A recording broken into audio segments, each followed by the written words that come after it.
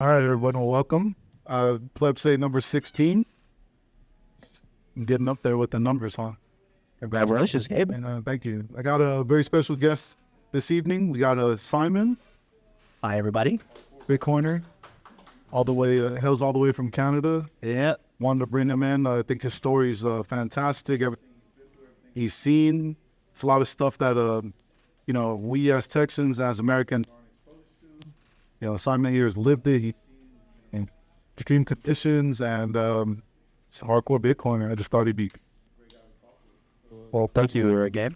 Yeah. You want to talk about your background, what you do? Yeah, sure. So we start from the beginning. Start from the beginning. I was born in Canada. I immigrated here in Texas last year in February 2022. But essentially, I was always interested in, finance, investments, and I started watching Bitcoin in 2015. Well, do you want me to talk about Bitcoin first, or just why I'm here in Texas, or why I'm here? Well, basically, I before being a Bitcoin maximalist, I'm a freedom maximalist, and I really this is liberties and freedoms are big values of mine. So when COVID hit in Canada, well, Canada was already very, very socialist, and when COVID hit, I was living in Montreal. It was the most lockdown city in North America. We had curfews. We were the only place with curfews. Like the first curfew was in early 2021. Like you had to be home by 8 p.m. Or you would get arrested by the police. This is not a joke. And then we had another curfew a year later, and then they were a little bit more generous, and it was by 9 p.m. you needed to be home. So at some point, I was just like, I need to get out of here. And I started a process to immigrate to Texas. And I started that in September 2021. And it took like 6 months or 5 months. And in February 2022, I got my visa. And that was it. I was off. So why Texas? Um, Got 50 states to choose from. right. It's the best one, arguably. That's a good question. So I came here in September 2021 for a conference, a Bitcoin conference in Dallas, and and I came here, and can you imagine? So I was it was a year and a half in the COVID hysteria. Everybody in Montreal, everybody in Quebec was wearing masks.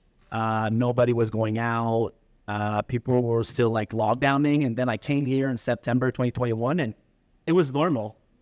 Like life was normal. I was like, wow, like what a great place. And it was just like, yeah.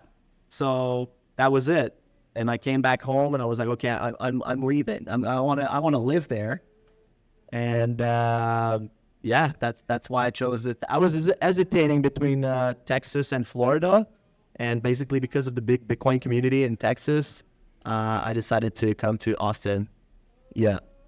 So you want to tell us a little bit about your Bitcoin journey and how that all started? Yeah, sure. So I was. Is this that thing or something? Or do you know that guy? Or yeah, okay. Right. So. I mean, my Bitcoin journey started, I would say, in 2015, when if I go back a little bit, like in Canada, people worship the government. And, when you go to school, in government schools, all the teachers, they worship the government, and they don't like free market capitalism, and people just don't like capitalism, even if they still live in a little bit of capitalism society. But in 2015, I started like thinking, well, I don't think government planning everything about society, or a lot of society, a lot of societal things is a good thing. And I started like moving towards like a freedom mindset. And this is where I encountered Bitcoin, and I just watched Bitcoin for like many, many years. So I didn't understand it. I would just like pay attention to it. And in January 2019, I read a book called Bitcoin Billionaires, which is the story of the Winklevoss brothers about how they found Bitcoin. And one of the things in the book was they talked about, I don't know if you heard about like the Cyprus country in Europe. Like it's a small European country. And in 2015 or something in those years, the banks were bankrupt, and they did a bail-in. So they basically just took 50% of people's money. So let's say you had like 500,000 in your bank account, they just took 250,000 from your bank account to bail in the banks. And I was like, wow, is this possible? Like it's a European country. This is not like some random country in Africa. So then that really like convinced me that, oh, maybe there's a value to Bitcoin. If these people had Bitcoin, they would have not had their money stolen. So I was like, okay, well, I'm going to start putting a little bit of money in it. And that was like end of 2019. And then a couple months later, COVID happened, and all the lockdowns and all the money printing. And then you had the government of Canada and the US as well, just printing trillions and trillions of dollars. And that's how I concluded that, having something that cannot be printed out was probably very valuable. So that's when I concluded that Bitcoin was very valuable. But I like to think about Bitcoin, or I like to quantify the value of Bitcoin in 4 core properties, which are, the first one is it's the only asset in the world that's completely 100% inelastic to demand. So that means like even though if demand goes up, the supply of Bitcoin cannot go up. So with gold, for example, if demand for gold goes up and the price of gold goes up, well, you're going to have more gold miners searching for gold. But with Bitcoin, you can't do that. So that's very valuable. And then the second property is its decentralization. So why is that important? Because nobody controls Bitcoin. So it's the only asset that cannot be seized by a government or by anyone if you secure it safely. So any other asset that you had, your stocks, your money in your bank account, that can be seized by the government. Your house, if you don't pay your property taxes, the government will literally seize your house and sell it to pay their own taxes. But you can't seize Bitcoin. So that's extremely valuable. And the fourth property would be it's censorship resistant. So let's say you have, you have family in Cuba. There's a lot of Cubans in the United States. Well, they can't send money to their family, but with Bitcoin they can now, or they could if they do it. So you can literally send money to anybody everywhere in the world, and it cannot be stopped. So I think that's a very, very powerful property. So that's basically my investment thesis of Bitcoin and why and this is what I concluded in my journey. Learning about Bitcoin, I kind of figured out or thought about it in terms of those properties, and I just concluded that was very valuable. So I know, coming from Canada, you traveled here, you've been to Florida, you've been to Mexico. Yeah. How's the Bitcoin community been, man? How was that experience, just meeting like random people and like being able to connect with them? Yeah, I mean, it's just the Bitcoin. I don't know, like if we here people are more like beginners or advanced Bitcoiners, but I mean just the Bitcoin.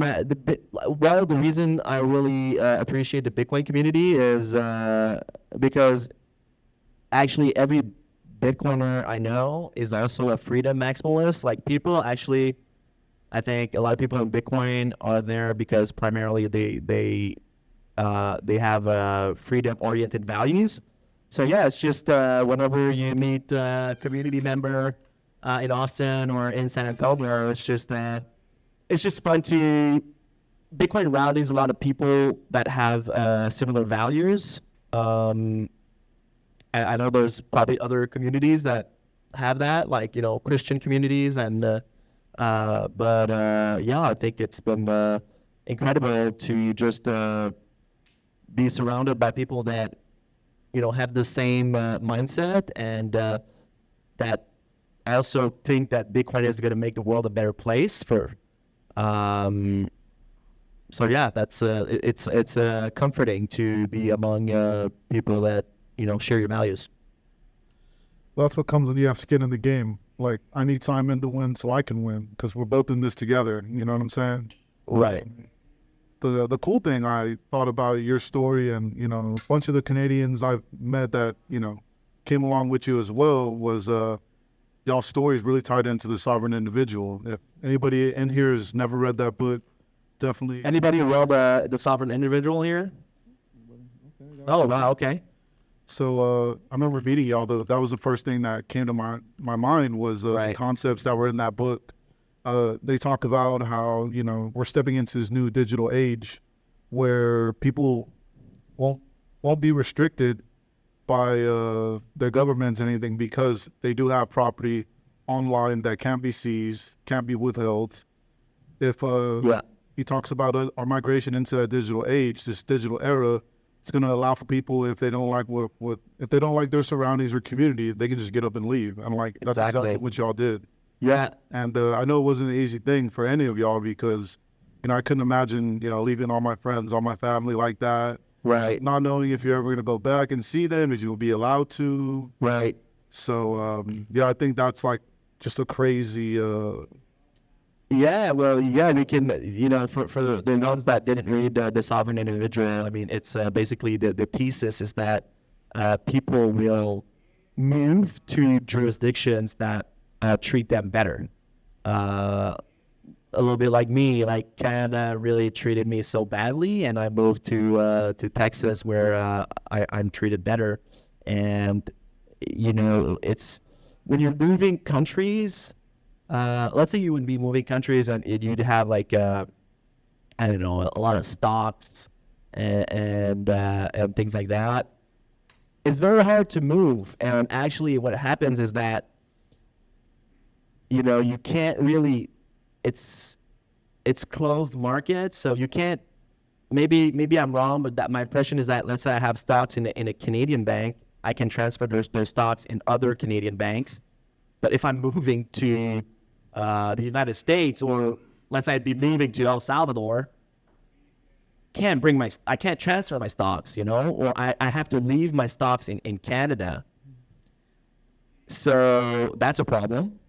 And then when that happens and you're not a fiscal resident of Canada and you have stock assets there, you get something that's called withholding taxes. So if you generate capital gains or if you generate dividends, they just take your money, no questions asked. So that's like kind of like, hey, like they can just like take my money and all that. So it's so like the fact that you can have Bitcoin and you can just move with your Bitcoin, and you can still follow all the fiscal, laws, but at least you won't be subject to just all these withholding taxes and all these things. So I mean, just Bitcoin in my journey was so empowering that I could move to the United States with my money and without having to go through like hell, like an administrative hell, with Canada. So I think that's another reason why Bitcoin is so valuable, actually. And don't even think about it if you're moving to, like, I don't know, El Salvador or a third world country, you can't bring those stocks or bonds or anything like that. So I think that's an interesting angle of Bitcoin. And I remember too, also, I mean, here we were hearing about, the trucker movement up there in Canada. Yeah. If you were to fund them, you got labeled as like a domestic terrorist. That's crazy. Yes. They would lock up your bank account, especially if you're from Canada. Right. So like the crazy example was John, a good friend of ours from Canada. I remember going into an office where he was working at, and I was like, "Hey, what are you up to right now?" "Oh, I'm just cashing out all my stocks and just moving into Bitcoin because since I'm moving to Texas," he's like, "I can't take none of this with me, and they're locking out all the bank accounts right now." So like to physically see somebody like doing that because they need to, was like kind of like a holy shit moment for me. Yeah, absolutely. If I may continue on that tangent, anybody, I'm pretty sure a lot of Americans are aware of the Freedom Convoy. Did you guys hear about that? Like the truckers protesting like the vaccine mandates, because this is what it was. The truckers just wanted to work, okay? And they couldn't without being forced to take experimental medication. And they protested for weeks in Canada. And just like that, and honestly, to have been involved in the, in the movement, I mean, it was families, children, just middle class people just wanting their lives back, and they were basically treated as terrorists by the Canadian government. So just like that, the governor in Canada actually showed that they could just label you a threat or a terrorist threat and seize your bank accounts. And basically, that's another like insane value proposition for Bitcoin, because just like that, they actually seized everybody that they could, everybody that they could identify part of the protest. They would lock their bank accounts, but they also identify people donating to the protesters, and they were also identified as terrorists, and they also locked in their bank accounts. So you would have people all around the country. Basically, you sent $20 with your credit card to the fundraising. And 2 weeks later, you went to McDonald's and you couldn't buy a hamburger because all your accounts were frozen. So that's a true story about what happened in Canada. And I mean, I don't think people realize how powerful governments have become, and they will use that power against you if you're a little threat. So that was mind blowing. And again, if you donated, I donated to the convoy through Bitcoin, and so it was really harder to identify me, I guess, or almost impossible. So my bank accounts were not shut down, but a lot of people did go through this. So Bitcoin is for some people, I mean, it's life saving.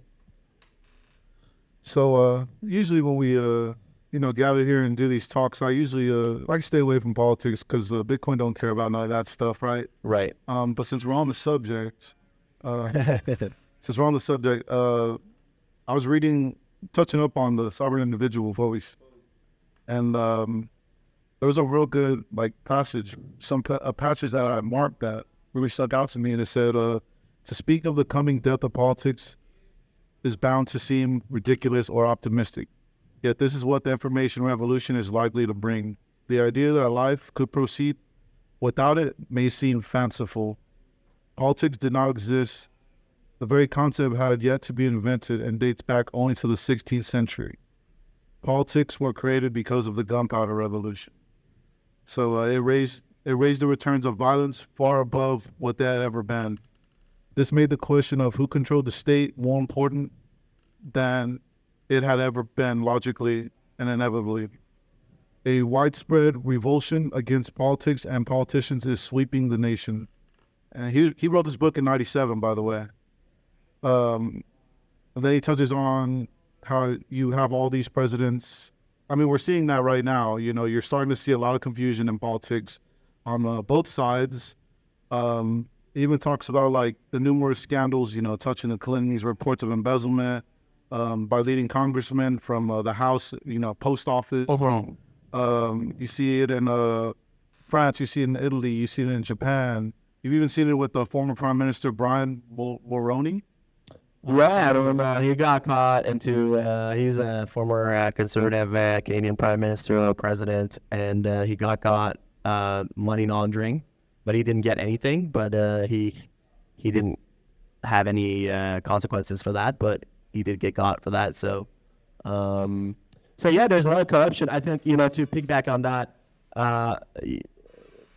I think my conclusion of the biggest problem is the capacity of one organization, aka the government, to infinitely tax its people involuntarily through direct taxation, through your paycheck, or through printing money. And I think that led the fact that the government can just raise your taxes and you can't say anything about it. You know, if they raise Social Security from 5 to 10%, your employer is gonna just take an extra 5% on your payslip, and or they can just print the money and buy whatever they need in the market. So I think that's the biggest problem as a society that we have. And Bitcoin, again, this is why I'm so passionate about Bitcoin. I mean, at least stops the government from printing money. Because if people start using Bitcoin and exchange in Bitcoin, well, maybe the government is going to be able to tax you, but they won't be able to just print money out of thin air.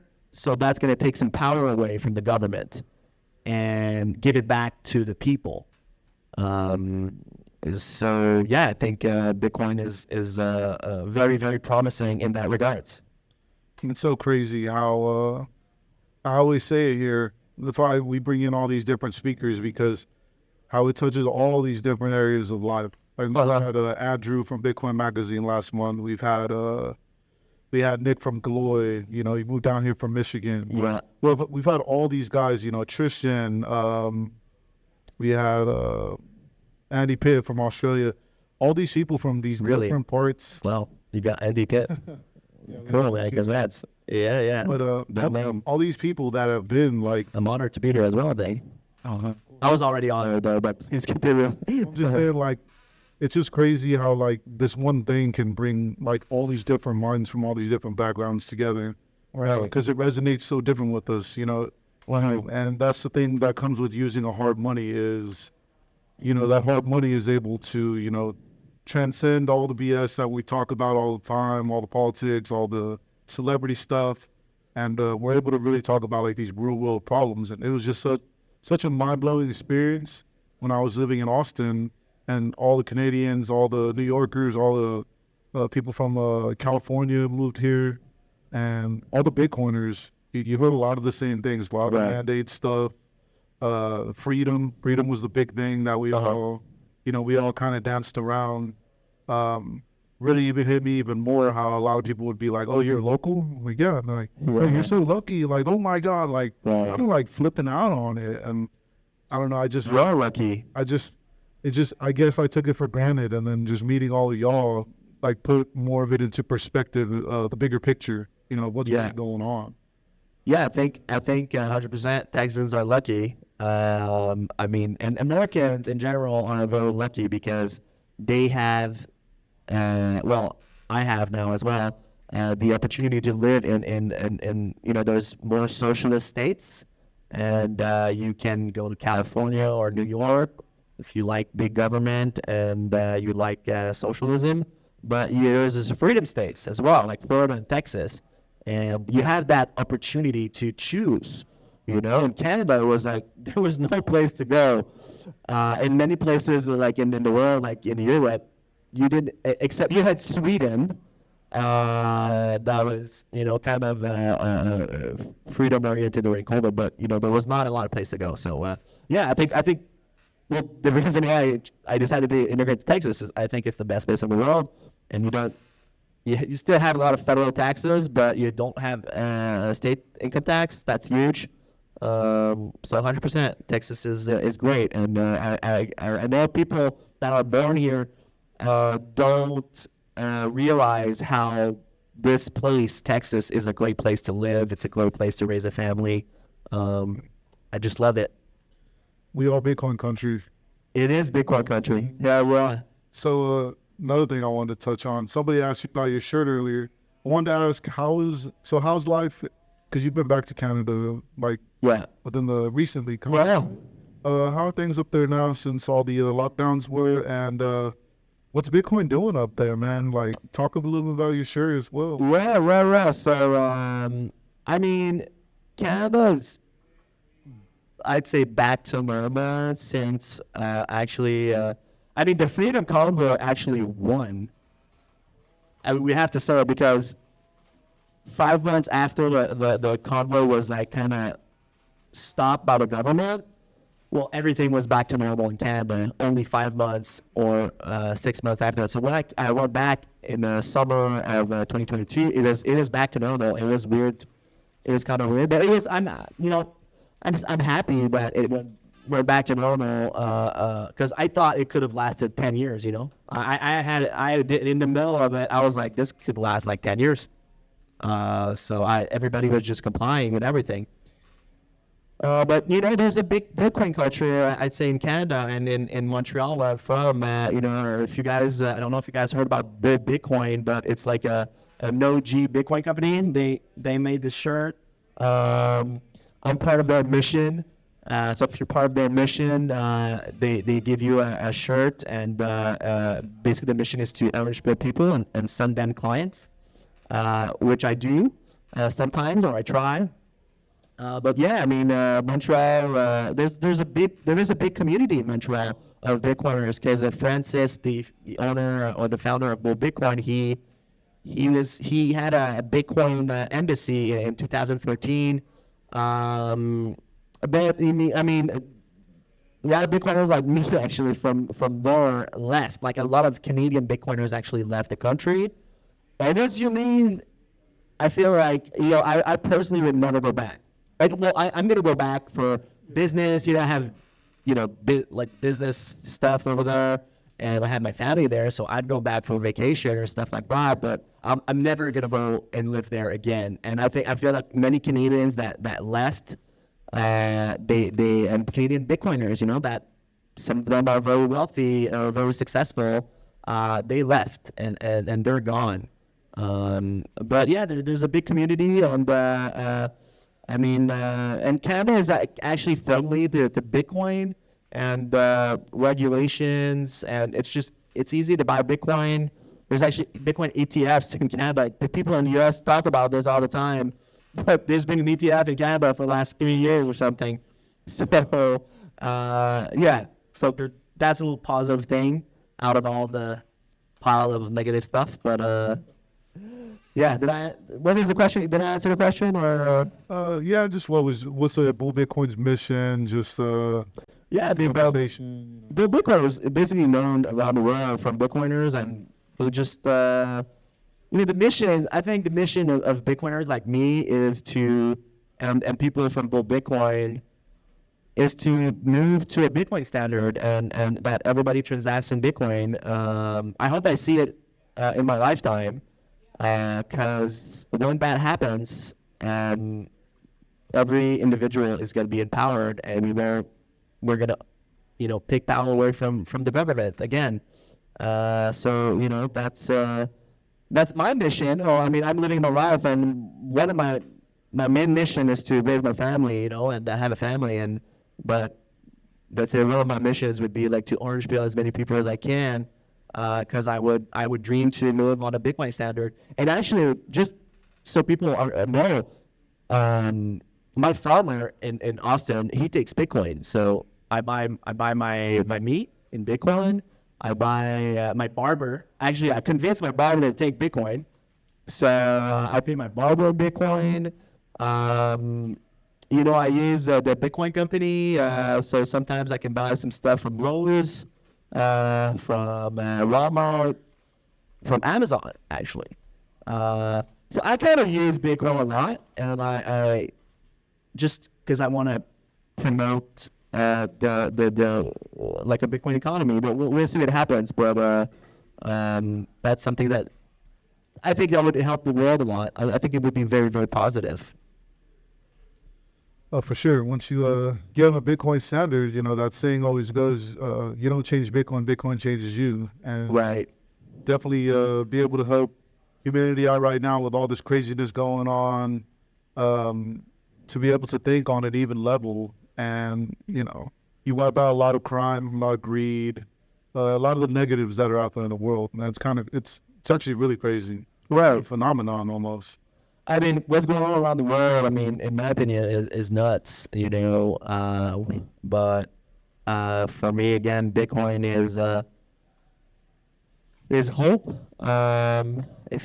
There's war going on in Russia, Ukraine. I mean, if funded by the U.S. government, basically, I'm sure everybody heard about, like, the U.S. government just sending, I think we're at 120 billion. They're sending that to Ukraine. I mean, I see homeless people. I don't know about San Antonio, but in Austin, there's a lot of homeless people. A lot. And you see, like, sending 120 billion to Ukraine, and there's, like, so many, like, internal problems. It just doesn't make sense. And again, if you defund the government, well, the people will have no resource to help. If you pay less taxes, that's how I see it. If I pay less taxes, well, I'd have no resources to help whoever I want or whoever I choose to help. So people would just have no resources to help their communities, instead of seeing their money just, wasted on some dumb stuff. Go to some causes maybe that you don't even believe in. You know what I'm saying? Right.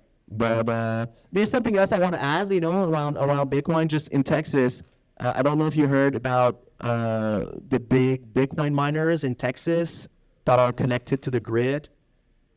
This is, in my opinion, like, revolutionary because it reduces, like, the Bitcoin miners, when there's peak demand, when it's so hot outside, they, like, shut down their miners to give back electricity to the grid. So what that produces is cost for electricity being way cheaper, because the problem with grids is that you don't need a lot of electricity most of the time, but when there's, like, very, very high temperature during the summer, then that peaks. But if you have Bitcoin miners using the capacity of energy and buying it, I don't know if I'm making myself clear, but basically it reduces, the Bitcoin miners reduces the price of electricity for all Texans. Because when there's no peak demand, they buy that electricity, and then when there's peak demand, they sell it back. So it's just incredible just to see that happen. Nobody would have ever imagined that Bitcoin would be plugged to electric grids and having a contribution in that regards. So I think energy safety and energy abundance in Texas is in a good place, partly because there's a lot of Bitcoin miners. So Goes together like carrots. that's I like how you touched on that too, because last month we actually the local news picked up a story with us. So we had it was me and another member of ours, Tom, that went over and spoke with the news anchor. She was just asking us a bunch of questions. Basically, whenever the article aired, whenever the segment aired, it was me and him from San Antonio, the ex-CEO of ERCOT, and and one of the lead chairman of the Texas Blockchain Council. Got it. So we're all pro Bitcoin.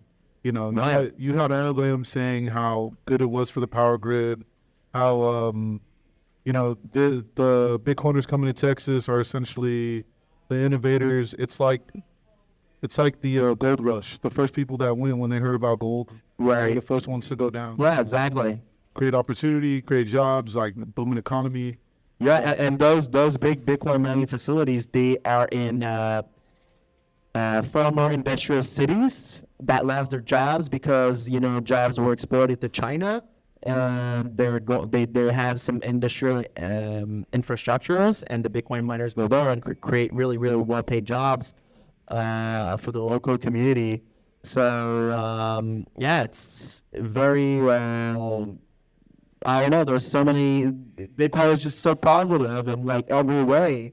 And if I may add, another thing that I like to add is, you know, some people think that Bitcoin is not good for the environment. But the thing is that in the current situation of the world where there's a lot of inflation, everybody is incentivized to use their money. You know, if I save my money, I will buy less next year. You know, that's a fact. Like my US dollar is about less year after year. So I'm incentivized to consume and buy some stupid shit, you know? But with Bitcoin, it's the opposite. Let's say you'd be on a Bitcoin standard. Bitcoin with your purchasing power would rise as times go by. So we're incentivized to save and not just buy anything. So that would be good for the environment. People would not consume stuff or less that they don't need. Overproduction, no overproduction. That's it, you know, like people would, we wouldn't be in a society that's focused on hyper-consumption. And I think hyper-consumption is not good for the environment, you know? So that's another incentive that Bitcoin brings in regards to the environment. So touching on that news segment that we were on, so you had us three that were, you know, positive Bitcoin, all positive. Like we can spit the facts at you if you want. Like I said, ex-CEO of ERCOT, so he knows a lot. He's been in the shit. So it's like how you gonna tell someone, you know, something else if he's been in it? Right. But what was really interesting is there was a professor, University of Houston. I don't remember his name, but he's a professor on energy. And he was like so against Bitcoin, said it didn't make any sense. But the thing is, it's like he's not in the shit. He'll just read about it, study it, whatever government's gonna give to him, he'll consume it, regurgitate it, right? So it was really interesting. It was just really interesting to see like a guy who just reads and studies and teaches kids. You know, he does his part in complete opposite of a guy that was actually in the shit, like having to deal with power grid failures, having to deal with complaints, having to deal with the when we had that snowstorm, like just getting thrown in the blender. And that guy was like 100%, like this is it. Right. So it was just kind of like I don't know if it was like a revelation or like an eye opener to me just to see that those two comparisons. And obviously the professor, he has the certificates, he has the pedigree to speak on this stuff, right? But he's never been in it.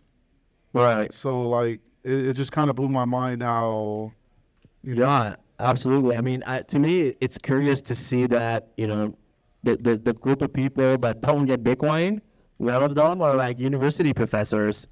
So, I don't know. It's just very curious, you know. I think maybe their incentives, like they're indirectly paid here by the government through, you know, the loan programs, you know, that the government gives to the students, and so they're indirectly funded by the government. And I don't know, they just don't get it so I think it's a curious phenomenon. I think things like that. I was talking to my stepdad the other day.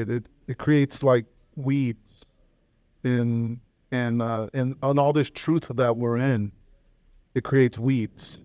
Yeah. And those weeds will, be misinformation that's backed by, science, that people will fall back on as facts. Right. When in truth, it's not, it's not reality.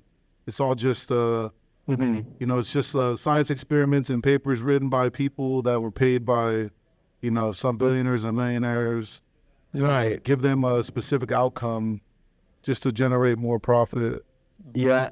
But what I'm hopeful about is that, now that, we have social media and, the crowd can get involved, when there's weeds and everything and there's falsehoods made on the internet or whatever, on Twitter. Twitter is a big place to debate.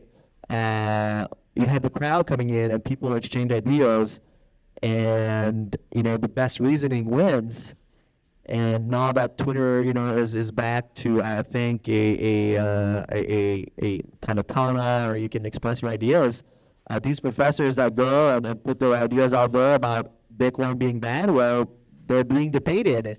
And I think we're winning on that front, So, again, I think that's the fact that we can exchange ideas and that here in the United States we have freedom of speech and we can debate. I think we're going to run because of that, because our reasoning is better. So it's actually factual. I think it is. Yes, in my opinion, it is. Now you're saying that. I don't know if anybody knows who Pierre Rochard is. So he's the, I want to say the head CEO of Riot Mining out there in Rockdale. So he had Wall Street Journal bashing his company, Riot, for consuming too much energy. It was bad for the environment. All these negatives, right? Posted it on Twitter. They posted it all over media. They got like 3.4 million views on it, right? Just bashing Bitcoin. And how Simon was saying, Twitter's more like a town hall. This guy, Pierre, you can go look at it right now on Twitter. That was so funny. He made a video in retaliation to what they were saying and disproved everything by using carbon readers like on site, bringing up numbers as far as like jobs they produce and how much capital they generated. And that got like 4.2 million views. Right. Got more views than Wall Street Journal. Uh-huh. So I think that was a cool phenomenon. Right, absolutely. And then there was a movement created by a Bitcoiner called Stop the Presses. So, basically criticizing newspapers for cutting all these trees and burning all those forests, So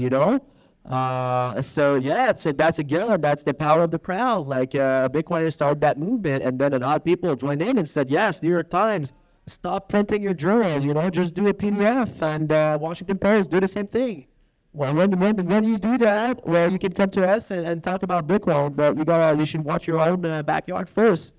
So again, I think we're winning the debates because we have the truth on our side, So in my opinion, again, so yeah, it's great. It's a great time to be alive. Crazy time to be alive. So I don't know if there's beginners here or more advanced. So do you know the problem a little bit, or? I think we're a little bit mixed. Got some beginners in here. Got some. So if you're a beginner, please, for the love of God, please self-custody your Bitcoin. So get a hardware wallet. It costs like from $100 to $200, but Gib can help you if you have questions regarding that. And also just DCA, which means dollar cost average. So if you started buying Bitcoin, just buy some every paycheck, 1%, 5%, 10%, or whatever makes sense to your budget. And, over 5 years, if you can do that over 5 years, in my opinion, 1% is maybe a little too low. Let's say you can save 5%. Over 5 years or 10 years, you will have a lot of savings. But it's very hard it's simple, but it's very hard to do to keep that discipline. But, that would be my advice. Just buy some, just have your strategy, do this for the next 5 years, without asking yourself any question, and after 5 years, see what happens. And by the way, there's a big event in April 2024 where the Bitcoin issuance is going to drop by half. So now there's that kind of a small window to buy in the next. I'm not saying to go all in or whatever, but we have an opportunity right now, and I consider that for myself. I think it's just a great opportunity to buy now before the supply gets halved. And what I mean by that is that there's 6 new Bitcoins in every block, and there's only going to be 3 new Bitcoin as at next April in every block. And in 5 years, there's only going to be 1.5 new Bitcoin in every block. So, DCA. I think it's a great strategy. I want to touch on that. I read an interesting post the other day, how you said DCA. Barrel cost average, yeah. I had seen somebody talking about that, and they were saying, for people that bought at the high of 69K, they've seen the value drop in dollars. If you've been buying the dips and been buying this whole time, like every month or week, however, whenever you were to choose to transfer some of your wealth into Bitcoin, you'd be up. It says, right, no matter what time you bought Bitcoin this whole time, everybody's up. Right, everybody's up. Like, if you DCA'd with that. I mean, if you buy like a really big amount at the top and then you DCA'd, you're probably not up. But if you really DCA'd, yeah, absolutely. But most people are, if you look at Bitcoin history, 10 years ago, it was like $50. So now it's 30,000. So, I feel like, in 10 years, people that buy today will feel the same way that people bought 10 years ago right now. I think it's very likely that it's gonna be very, very valuable in 10 years. Well, so you told me before too, it's because the same principles apply. What brought it from $50 to $30,000? Those same principles still apply to Bitcoin. Right. 30,000 and whatever on exactly. that is. And so that's like a really strong incentive to like stay in, keep your vision forward. You know what I'm saying? I think people underestimate that there's something called like asymmetry of information out there. And, I think there's not a lot of people grasping like how valuable the properties of Bitcoin are. And that makes it like a huge opportunity right now. I think 10 years ago is really, really hard to, understand Bitcoin. And I guess that's why these people got rewarded the most. Now I feel that it's way easier, but there's still not, it's still extremely early. So, I think, actually what I recommend is to read 40 hours on Bitcoin. I'd still recommend starting your DCA right now. And but start reading like 40 hours on it and do your own conclusion about it. But I think it's likely you're gonna have the same conclusion as I do. So what? Being a full-blown maxi. Maybe not a full-blown maxi, but maybe concluding it's valuable. And in 10 years, it's gonna be worth who knows? More than dollars for sure. I think we have a 30 bagger, like 30x, possibility, which is kind of life changing. So and to touch on all that too, like how he says it's easy, but it's not. The way where I'm at now in my journey is with Bitcoin. One Bitcoin will always be one Bitcoin. So